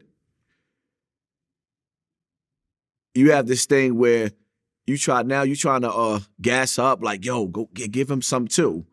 Now that's the peer pressure. I don't know if that was the case or whatever the case may be, but sometimes she might only signed up to be with Aaron Hall and, Puff snuck his way through the back door. Sometimes, in the music industry or rather in the streets, rather, being young, you smash shorty. Now she openly allowed you to have sex with her, but then I've seen situations where dudes will walk out the room and then let another dude in the room. Shorty never co-signed that. You have a lot of that going on. Yeah, I mean, that's the Tupac situation. That's exactly the Tupac situation. This girl was attracted to Tupac. They had sex. They met up again. And according to her, he was like, yo, these are my homies. What you do with me, you got to do with them. And then he walked out and they walked in and ultimately she caught a charge. Anyway, Tupac caught a charge as well as, Haitian Jack and everyone else like that. Now, some other people that were there as well. To all the young men who are watching this, leave that situation alone. If you have a girl that you like and y'all are sexually attracted to each other, leave your male friends out of that shit. Even if she seems to be okay with it, you're going to get caught up in a situation that you don't want to be in. Right. That's my take. And I'm 50 and I've been around the block. I've been with literally hundreds of women. You know what I'm saying? So it's one of those things. And, yeah, sometimes girls are cool with everyone, but you don't know how they're going to feel the next day. And that particular night, especially if there's alcohol involved, if there's drugs involved, that could seriously backfire on you. And next thing you know, you're caught up in a charge that you never want to be in. You know what I'm saying? So, like I said, it's ugly out there right now. And, we'll see how it all works out. You've vocally denounced Bronx drill. And you being from the Bronx, it kind of hits close to home with you. Right. See, what it is with Bronx drill, I'm not with the diss and the dat. I've heard some drill music that I think was pretty cool, but I'm not with the disrespect and the dat. I feel like, and I've publicly used my voice for the last few years, so much to the point to where that we done seen the drill movement come and go just that fast. It disappeared. Everybody's in jail now. You got K Flock, you got D Thing. They all in jail. Yeah. Yeah. I mean, Chicago kind of started that shit. And Jacksonville, continued it. And, you see people like FBG Duck right now who passed away right after he dropped the song Dead Bitches, where he basically dissed a bunch of dead people, of his enemies. It's something that I didn't grow up with. For me, Hit 'Em Up, I thought was you can't get more disrespectful than Hit 'Em Up. That's what we all thought. That's what we all thought. Like, okay, he starts off with, that's why I fucked your bitch. And it's like, oh shit, he's talking about this man's wife. He's talking about fucking her. Like, goddamn. And then you find out later on that shit might actually be true. You know? But this shit here, the smoking of the dead homies, the shooting, you know, music videos at grave sites and anything else like that is just like, I mean, the shit is so unnecessary and so stupid because it's some shit that is very hard to come back from. You know, you rarely see someone who diss one of your dead homies and then y'all become cool again afterwards. That's kind of a rarity. I'm sure it does happen.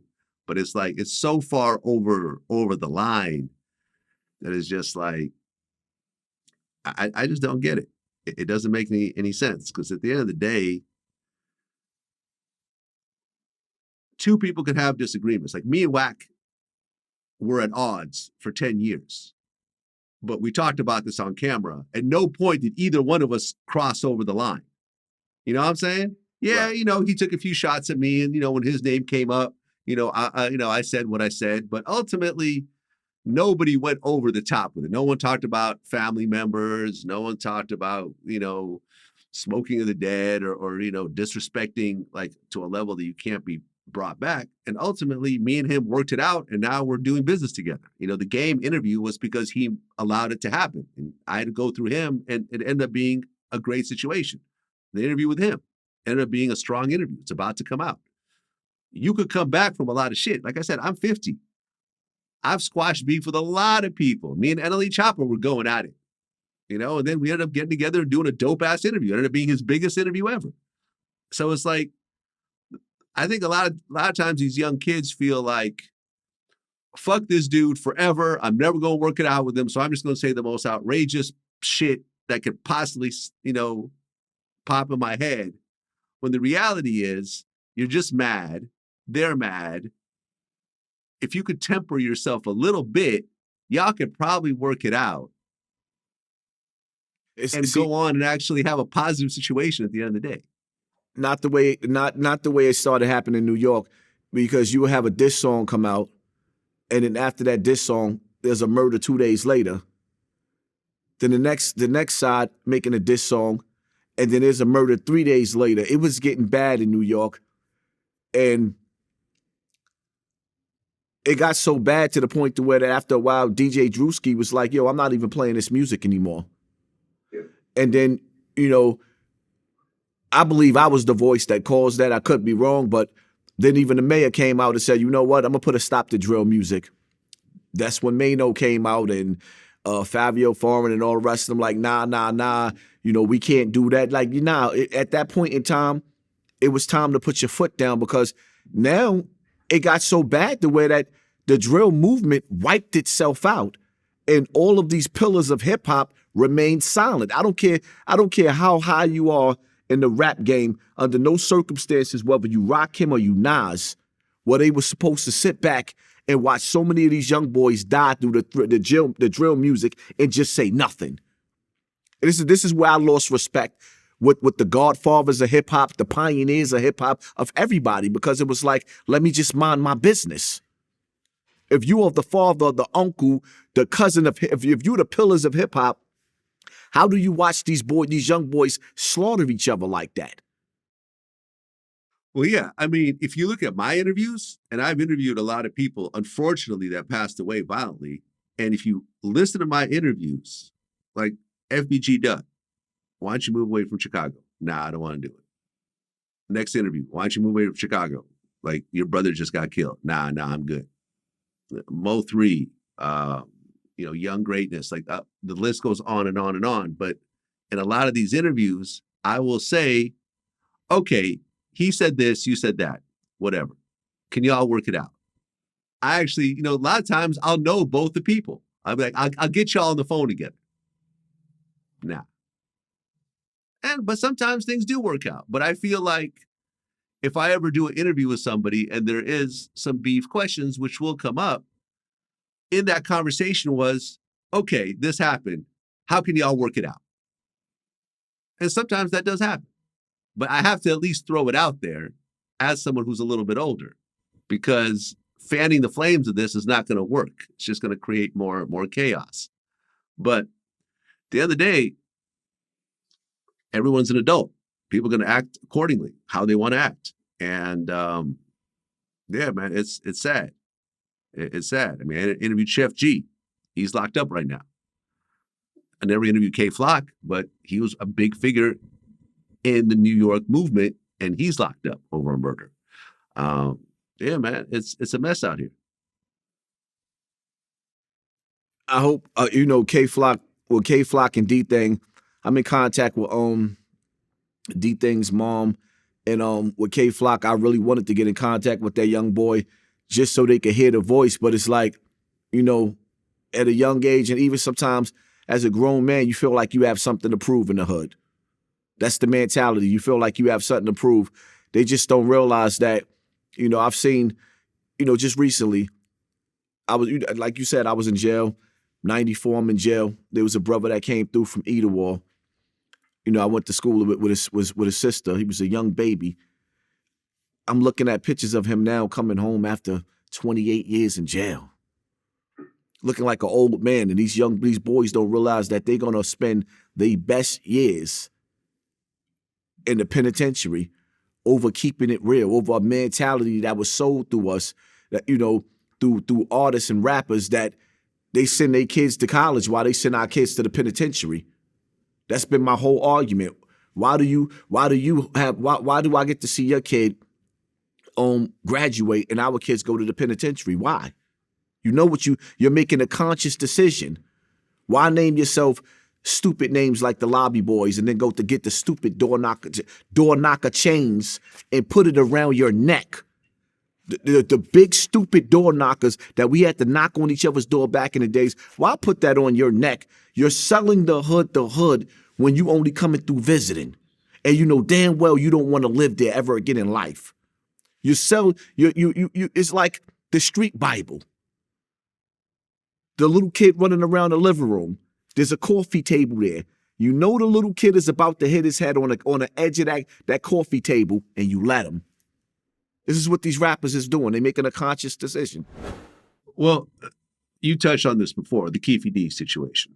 Now, my interview with Keefe 4 years ago was the catalyst for a lot of things, in terms of the hip hop community. They learned about Keefe D through my interview. And now he's arrested and being charged with a murder that he talked about, not only in my interview, but other interviews and also in his book. What's your take on that?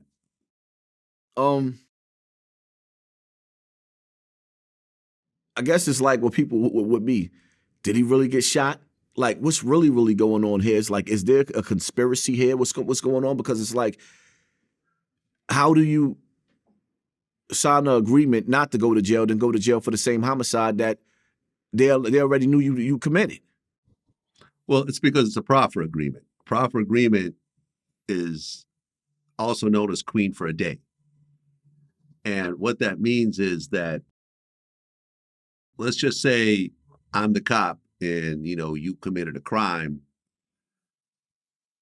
I'll tell you, listen, I'll make this crime go away, but I want you to tell me about this other crime that we're really more interested in. And you could say everything that I need to know about that other crime, and everything you say can't be used against you that day.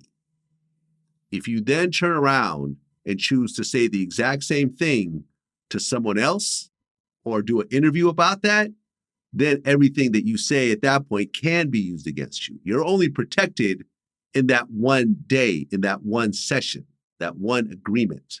If you choose to repeat it, then it's all open season for the police. And I think that that's where, and Keefe is smart, man. Like, Keefe knows this, but I guess he felt like the case was so old, no one's going to care. And I already said it once. I might as well just go ahead and say it again, and let me actually try to capitalize off of it. But that's it. Yes, he did do a confession, and that confession was protected by the law. But once he started to repeat it, then it was not protected. So he made a conscious decision to do it what's that dude from Bad Boy that turned himself in for the murder?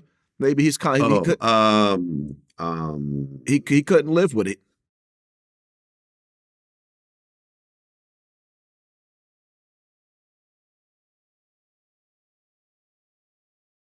G-Dep. G-Dep. G-Dep, who I actually interviewed in prison. That was different, man. That was a little bit different. Maybe not, because you got to understand something. Like, well, Keefe D, he got a potty mouth, but at the same time, living with the fact that you killed somebody that was so loved, it can't be that. It's like, he was begging to go to jail. He was begging to go to jail. And for him to feel comfortable even talking about it the way he talked about it continuously, he was begging.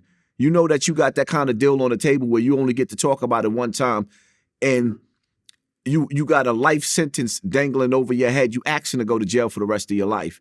That's like with me with the Bambaataa situation. I'm convicted already.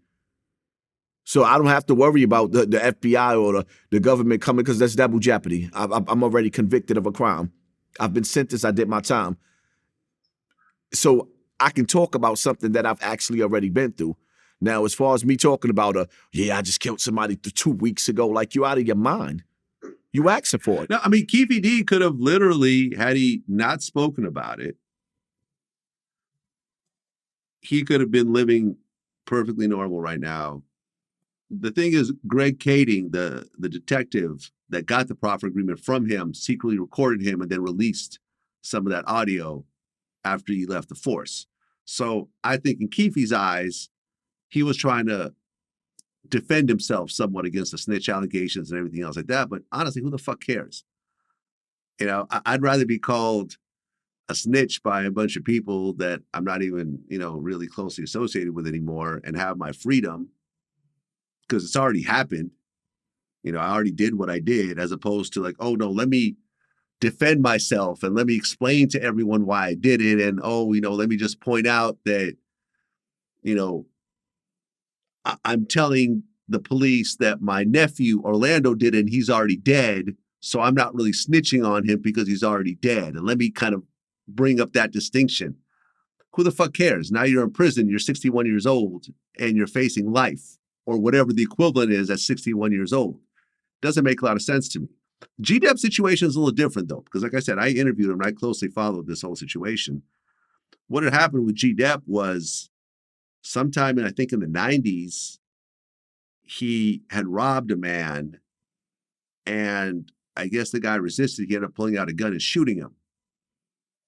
And he didn't know what happened with that shooting.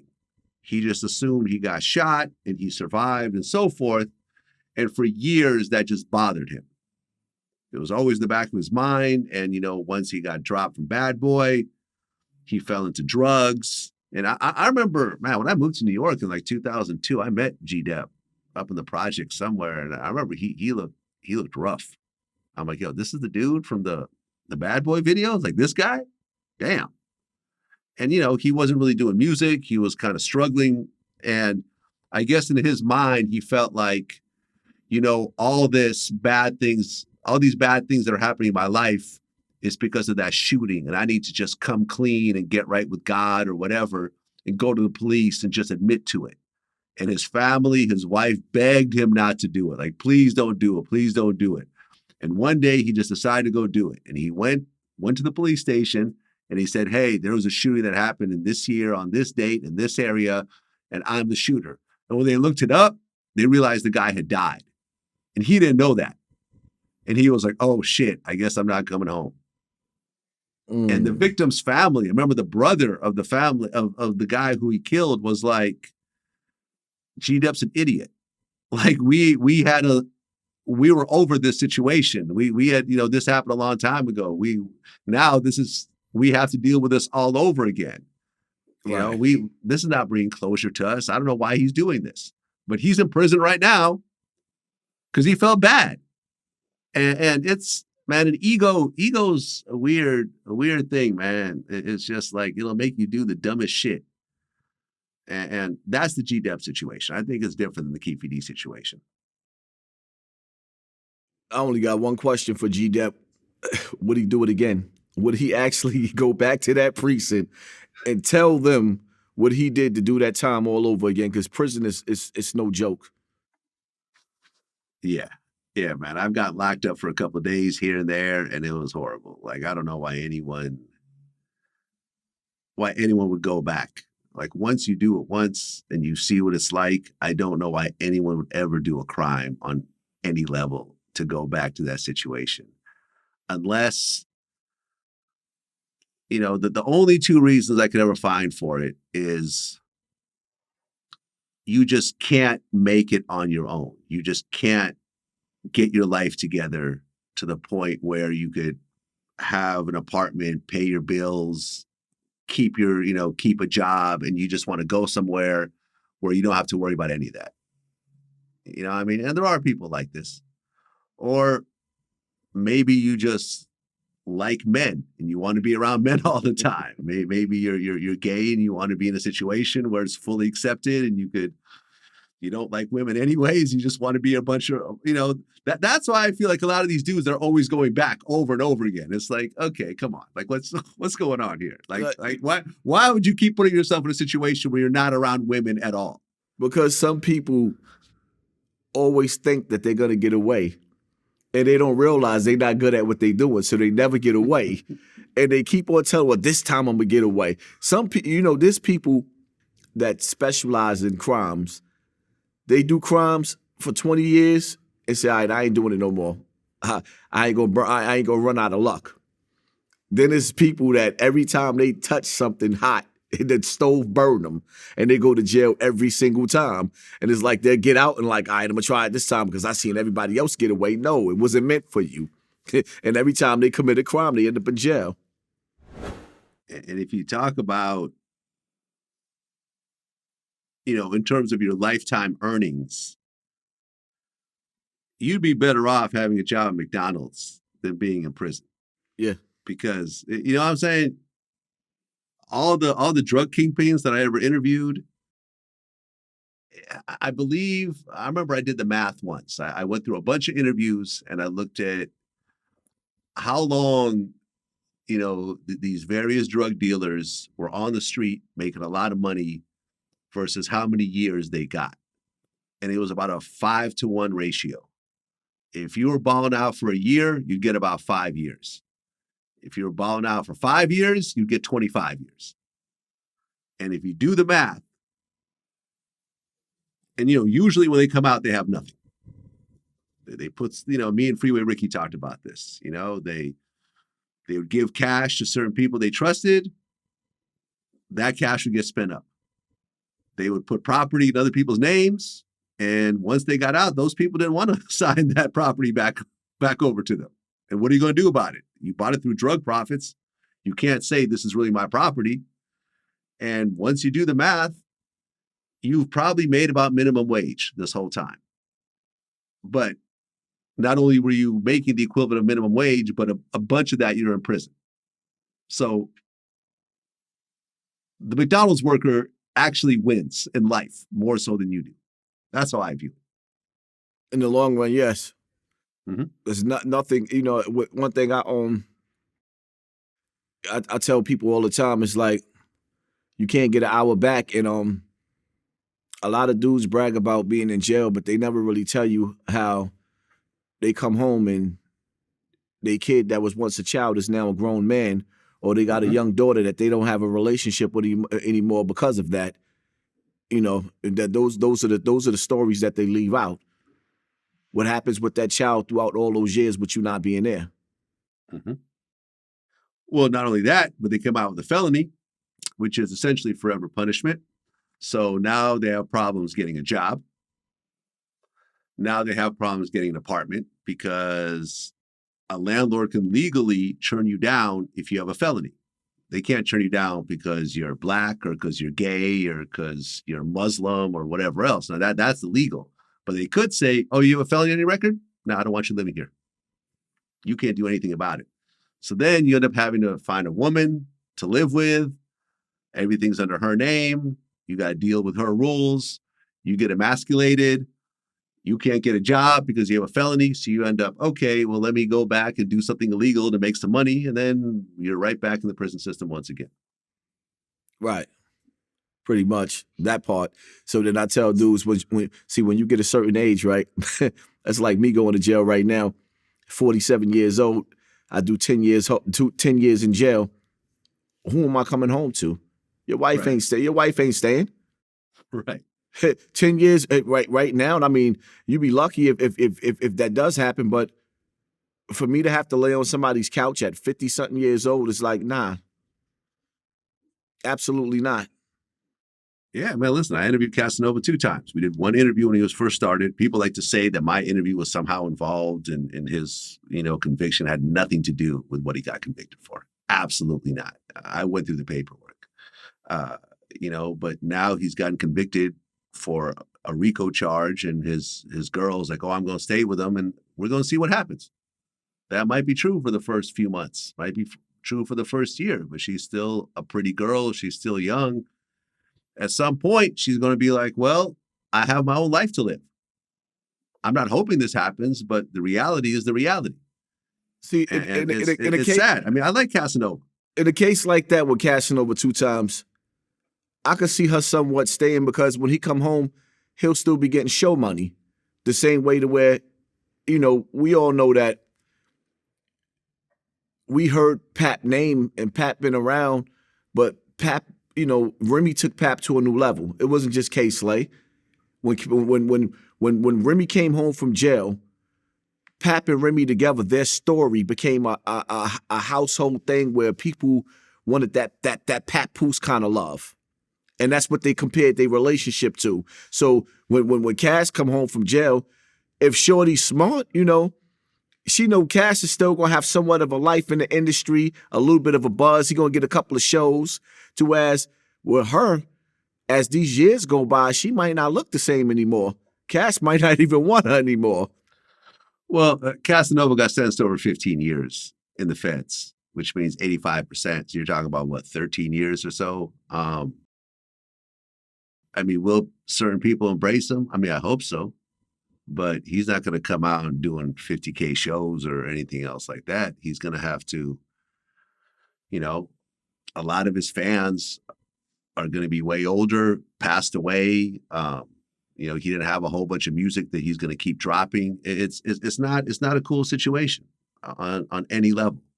And whether he stays, whether she stays or she doesn't stay, it's all bad all the way around. It's just really just all bad in a very sad situation. And, there's nothing cool about it. There's nothing to celebrate. Hip hop likes to celebrate jail time. Like, oh, I did this many years. Let me rap about it. Let me put that in a song. Let me make the title of the song that. But once you actually go to jail, you're like, hip hop's been lying to me. This place fucking sucks. There is nothing positive about being in a cage, being told when you can go to the bathroom, what you could eat, where you could go, you can't go. Fetty Wap has a new song called Outside. And I'm thinking like, he's in prison right now with a song called Outside. Like, he's not outside. He's inside. And he even admitted, he said that once the music money started to slow up, he started going back to the drug shit. And I remember like Fetty Wap was the hottest thing smoking at one point. Like, I interviewed Leo Cohen. He said Fetty Wap was like the biggest thing on 300 at one point. Well, and Young Thug was probably the biggest signing to 300? Yeah, one of the biggest signings. Fetty Wap was the one that gave us a lot of oxygen. Oh, yeah. That first album was ridiculous. Hit after hit after hit after hit. Insane. Insane. It kept selling. It's still selling. It's still selling. And this is a label that went had Young Thug and Lil Durk and whoever else. It's like, he was the hottest thing out. I remember there was videos of him throwing out like $100 bills on the balcony, just throwing them out. He has so much money. His first album was on fire, only for that to slow down. The show money slowed down. The streaming money slowed down. Now you're doing some shit which is insane. Like, Fetty Wap is going to get into drug dealing. You're Fetty Wap. Everyone knows who you are. And you're also and once things go down, you're going to be the biggest target for the authorities because no one cares about some unknown guy that they bust. But a Fetty Wap bust, man, listen, these authorities clout chase just like everyone else. And that's ultimately what happened. See, I don't understand how it got that bad where he had to go back to the streets, because you got dudes that came out in the 80s that's still doing shows and still doing good for themselves. You got Afrika Bambaataa still doing good for himself. So how Fetty Wap couldn't be patient? I know COVID-19 slowed down a lot of show money and stuff like that, but everything opened back up. Man, listen, Fetty Wap has hits. Trap Queen was a huge song, and he had a bunch of songs during that time. Yeah, you're not getting booked for $50,000 anymore, but you're getting booked somewhere. It may not be close to home. It may be in Wisconsin somewhere or Montana, but fuck it. Go get your money and go create another hit song. It could happen. You've done it once. Most people don't get to even do it once. 99.99999% of artists who put out music have never had a song as big as Trap Queen. That's an anomaly. Right. You've done something that less than 1% of your peers have ever done. And now you're selling drugs again? Like, yo, you're bugging. Doesn't make any damn sense to me. None whatsoever, man. So what's next for you at this point? Just breathing, living now, learning to appreciate the things that God gave me. I sit back and I reflect. I look at my children. They look at me. I've been talking to them lately, and just enjoying life. I can really say that, I've been through some things mentally, but when you really sit back and you really analyze, God has blessed me. And it's time for me to start, living up to that and appreciating that now, and just living life a little bit, because a lot of people, I'm throwing tantrums and flipping out, but a lot of people don't live how I'm living right now. Yeah, man, you have an actual following, something that very few people have actually been able to pull off. Like, if I had to start all over again, if Vlad TV had to be launched in 2023 from 0 subscribers with no history, I don't know if I could pull it off. I launched Vlad TV in 2008 when we were one of the only games in town. I was one of the only people doing interviews and uploading regularly to YouTube. I mean, this is why, like, I'm not saying I'm the best at this or whatever else, but I've been doing it the longest, consistently, in the hip hop space. That's just the facts. That's just the history of it. But you got into it way later, and you managed to get a following. 500,000 subscribers is not easy to get on YouTube, and you pulled it off. And you could actually make legal money, and people care what you have to say. You've been on big platforms like Academics, Math Hoffa. Now you can say Vlad TV, add that to your resume. And a lot of people, I'm sure all those people in the projects where you got shot, 95% of the people wish that they could have the type of income stream that you have. Legal, talking shit, giving your opinions, not having to go to a 9-to-5 job, not having to punch a clock. You know what I'm saying? Like, not having to work for a boss that you hate. You actually are making it on your own from scratch, creating your own content. So don't throw all that shit away because you get angry and want to lash out one day. Because, like I said in the beginning of the interview, you got extremely lucky to have a shoulder shot and, your arm still works and everything, right? Yeah. See what I'm saying? Like, you could have had an arm that's just permanently in a sling. Or, like I said before, you could be in a wheelchair. You could be on life support. You could be dead. You know what? When bullets, these are not Navy SEALs that are shooting at you, that are precision. No one aimed for your shoulder. You just happen to get hit in the shoulder. When I see guys like Nipsey Hussle gone, and I feel like Nipsey stood for something, and I'm still here. You know, young Dolph was doing good things. I'm blessed. I could have been gone. Yeah, you could have been Nipsey easy. You could have been Dolph easy. These are all people that are hanging out in the same type of environment that you were hanging out in. Your old neighborhood, surrounded by people that you knew, grew up with. And with that, like Boosie always says, people get hypnotized with hatred. This is why Boosie moved out of Baton Rouge and never came back. I mean, he does shows and shit, but I'm saying he moved away, moved to Atlanta, got a big house, and said, I'm cool. I'm not going to stick around, you know, and deal with this shit, because in your hometown, you will get the most love, but you will also get the most hate. But when and they develop envy because they go home, they get out the car with their friend, with their other partner, and he listening to your music. They walk in the house, they girl listening to your music. They go downstairs, the kids doing a dance to your music. Now they are hypnotized with hatred. They are hypnotized with hatred. They didn't go downstairs. They niece ain't didn't even spoke to them when they walk in the house. They just singing Boosie. They niece ain't didn't say, hey, uncle, or nothing. They just singing Boosie. They get back in the car and go to the store with they cousin in the car. They say, oh, that's a car like Boosie. That's a car like Boosie. Okay, they let son get in the car. Dad, I want some chains like Boosie. All right, now you hypnotized with hatred. I'm tired of hearing about him. I'm tired of hearing about this guy. I know what I'm gonna do. And that's how it starts, man. They get hypnotized. They get hypnotized, man. And that's the problem that I think a lot of people deal with, because to come back where you came from and you've made it, it's like, oh shit, I remember, you know, oh yeah, you know, yeah, I remember when we were in elementary school, yo, you know, you said you would do this and you actually did it. And oh, yo, no, I've been watching all your videos and, you know, we go back all these years. And, you know, that feels really good. You know, I love when people that I haven't talked to in 20 years tell me they've been following my stuff and how much they've enjoyed it. And they start talking about certain things, man.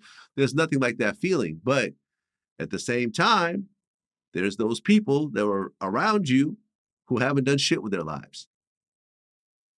And you're a constant reminder of how little they've done themselves. That type of anger will start to really just take over and really put you in a place where you don't care. And, you know, I don't know who shot you. I don't know anything about the situation, but it clearly wasn't random. And I'll just leave it at that. Well, I mean, like you said, you said it. See, in a situation with me, you know, I was kind of hard on the young boys in Bronx River. And particularly, you know, one named Don. I was hard because Don was a young boy that I had so much love for, but he was a younger version of Afrika Bambaataa. You know, his murder is on the internet is horrific. The way he died, you know, it hurt everybody, but there were so many allegations on him and so many people that he raped boys and girls. And because of the little circle that he ran with, those females, those people in general, they were intimidated. You know, so that situation where me speaking out against him kind of probably sparked the hatred with some of those guys in Bronx River, the ones I would say in their 30s, you know.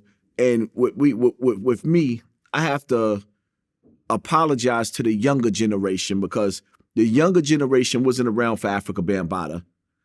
And instead of me keeping the animosity with the elders, I let some of my animosity trickle down on everybody. The younger generation had nothing to do with the situation with Afrika Bambaataa, and I didn't have a right to aim my anger towards them. So I would say that, you know.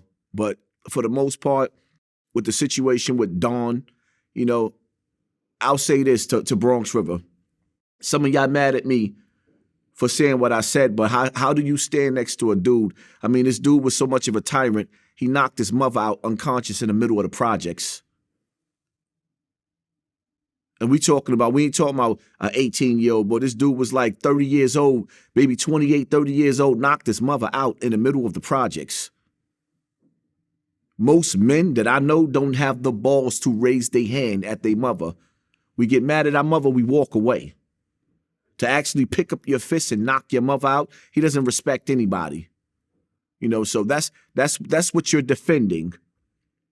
The fact that he has rape cases on his jacket that he's been locked up for, there's multiple allegations, and even with his friends in the projects, he done knocked most of them out as well. You know, so that's my thing right there. I'm never going to stand by and support a rapist, ever. That's something that I hate with a passion. Yeah, I feel you. I feel you, man. I feel the same way. You know, but luckily you made it through. You're alive. You're breathing. You're a father. You have a lot of kids. You know, now is your chance to kind of rebuild whatever relationships aren't at the best, you know, status right now. And you have a lot of years ahead of you. You know, if you just keep your head down and doing the work, man, and what you do doesn't require you to go to Bronx River Projects. You could do it in your own house where it's safe. You know what I'm saying? You could talk your shit in your living room if you want. You don't have to go to where you came from and go on this tirade and start getting into it with people and everything else like that, man. This is our first time meeting. But ultimately, man, I want you to have a long and fruitful life, man. You know, we could disagree about things, but that doesn't mean that I want anything bad to happen to you. And, you know, I want this to be the last time you get shot. I want this to be the last time you ever get into a violent situation. You know, I told myself at one point, like, I plan on not getting into any more violent situations for the rest of my life. I don't know if it's going to be true, but I live my life with that philosophy. Now, that doesn't mean I'm scared. You know, if I have to go somewhere where it might be potentially problematic, I'll bring armed security with me. And I'll bring actual police security or ex-police security, guys that are legally carrying a gun, that will legally shoot you and then legally get on the stand and explain what happened. You know, the days of me bringing my homies around and they end up getting into it with someone and I got to deal with the repercussions, those days are long gone, man. You know, you could do a lot of things. You know, at the end of the day, you can go anywhere on the world as long as you prepare for that situation. But certain places, there's no reason to go there. I don't go, you know, I used to take my camera and go to the projects and film. You know, I used to go to people's blocks and, you know, when they tuck in their gun right before the interview and they're looking around for drive-bys and shit like that. I'm not doing none of that shit anymore, man. You do an interview with me, you're sitting where you're sitting right now in my studio, you know what I'm saying, with cameras everywhere in Midtown Manhattan where it's safe for everybody. Something happens in this studio, it's not going to be a mystery as to where it happens. There's like 20 or 30 cameras you have to go past on your way out. You know what I'm saying? And that's the only way I do my work. And, you know, hopefully, man, things will be calm and peaceful for the rest of your days. And I wish you only the best. Yeah, man, you elevated, Vlad. I mean, you came a long way. You and I, regardless of whether people like it or not, Vlad is the best of the best. Thank you. Thank you. I appreciate it, man. Well, like I said, wish you only the best, man. Until next time. Peace. Peace.